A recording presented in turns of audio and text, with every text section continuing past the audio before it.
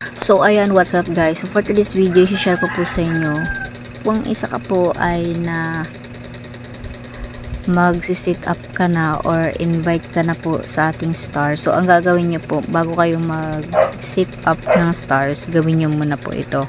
So punta tayo sa ating Facebook, then dito sa my professional dashboard, scroll lang natin, then click natin yung payout. So papakita ko muna sa inyo, yan yung ano ko. Punta tayo dito sa my tools. Ito na yung bagong update ni Meta. So dito sa my monetization, so i-click po natin. So papakita ko muna sa inyo, no. So hindi itong account na to, hindi pa ito naka-sit up sa ating payout, sa ating payout account, yung sit up payout account. So wala pa tayo, hindi pa tayo nakapag-sit up diyan. So kung isa ka po sa mga na-invite na dito sa stars, huwag nyo muna i-sit up yan. So ang gawin nyo muna is i-ano nyo muna to, i-fill up mo muna to. Kung ikaw ay na-invite fill up nyo muna yung ating account. Yan, i-click natin yan. So dito, syempre, first name mo, sample sa akin, then last name mo. So yung birthday mo, sulat mo din dito, first name, last name, then yung inyong birthday, then country, siyempre Philippines, then next mo na lang po. So dito, click natin dito, huwag kayong magkakamali dito, click nyo to. So ang pipiliin po natin dyan ay individual. Tandaan po, individual po ang ating pipiliin. Yun. Dito sa taas, country, siyempre Philippines. The next is next natin.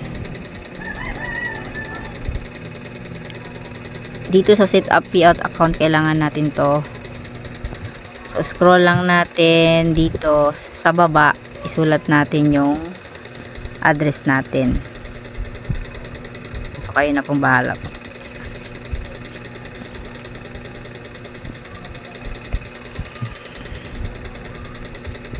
Ayan.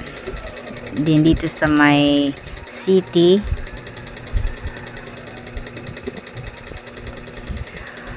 Giwan. Province, Eastern, Eastern.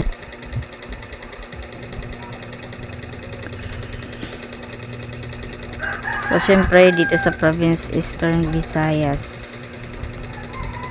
sulat natin dito sa zip code, depende sa zip code nyo. Yan. Dito sa phone number, then email. Yan, dapat yung email na active tapos maglagay din po kayo ng TIN number ninyo. Yung TIN number or to yung number sa ating TIN ID, isulat natin dyan.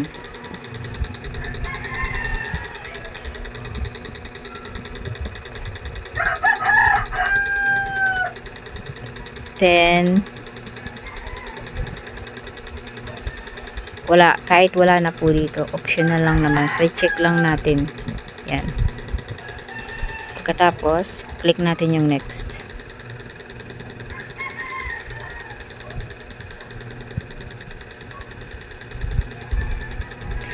So dito naman, so nakadepende po sa inyo kung anong pipiliin yung bank transfer or wire transfer or link your PayPal account. Kung meron na po kayong PayPal account, mas maganda rin yung PayPal account. Pero kung meron naman kayong bank account, dito kayo sa bank transfer. Mas maganda dito sa PayPal account at sa bank transfer, kasi po once na ma-meet ninyo yung inyong kita sa Facebook, pwede niya ma-withdraw kasi only $25 lang po yung kailangan niya. Di tulad ng wire transfer is $100 bago mo makuha. Kailangan mo muna ng $100 nakita sa Facebook. Kaya kung ako sa inyo, dito kayo sa bank transfer or di kaya sa link your PayPal account. So sa akin kasi, meron naman akong bank transfer, pwede. So dito ako sa bank transfer. Kung gusto mo sa PayPal, okay lang. So dito, ilalagay mo lang yung bank account mo. So hindi ko na ipapakita sa inyo. So ayun, pag na-fill up nyo na yon yung inyong bank account. So okay na to. Add task info na lang po tayo. Click natin.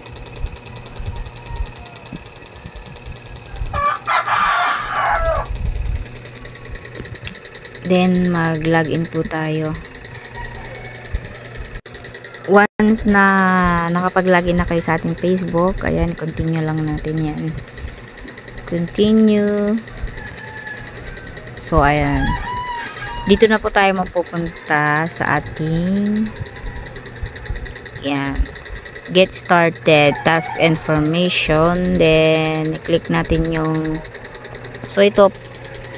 ito naman po ang pipili natin. Dahil sa napili nga natin yung kanina, what is your task classification. So ang pipiliin nyo talaga dyan, wag kayong magkakamali, is individual talaga dapat.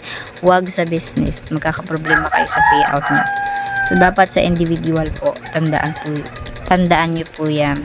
So dito sa my are you is citizen, permanent residence, no.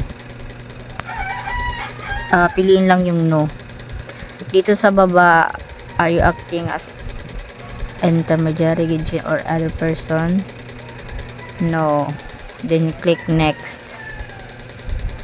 So dito nasulat na natin full name natin. Dito sa may baba, country of citizen, so click natin yan. Piliin natin yung Philippines. Ayun. Tapos dito sa baba, so wag na natin i-click yan. So dito na tayo. Ito lang po need. Then wag na natin galawin to. So gawin natin next na lang. Pagkatapos nun, ayan, i-check po natin yung country, Philippines, yung natin, address, city, state, optional, zip code. So kapag okay na po yan, i-click na lang yung next. So dito, ayan, click na rin natin next. Provide additional details relating to your service. So dito na tayo.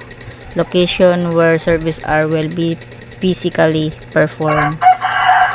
So ang pipiliin po natin dyan, so piliin natin yung percent of service. Ayan. Then click natin next.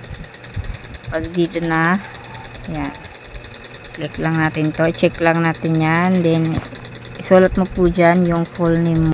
Jinky na dun sa lang isulat natin, sorry. Then next natin ulit. So ayun guys, gawin natin, i-check lang po natin to. Yan, sa pinakababa, ayan, i-check lang natin yan. Pinakababa, ayan, check mo lang. Then submit form, okay.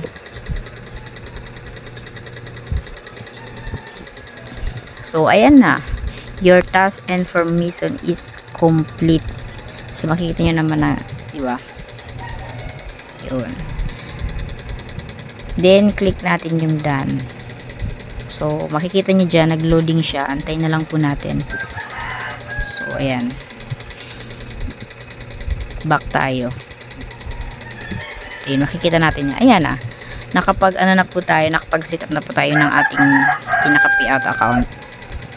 So dito natin yan makikita sa my payout. Ayan. So ayan na, na-set up na natin. So ganun lang kadali kung paano mag set up ng payout account dito sa ating Facebook profile or Facebook page. Ganun lang po kadali. Thank you so much, sana nakatulong itong video na to. Paki-share na lang yung video na to guys. Thank you so much.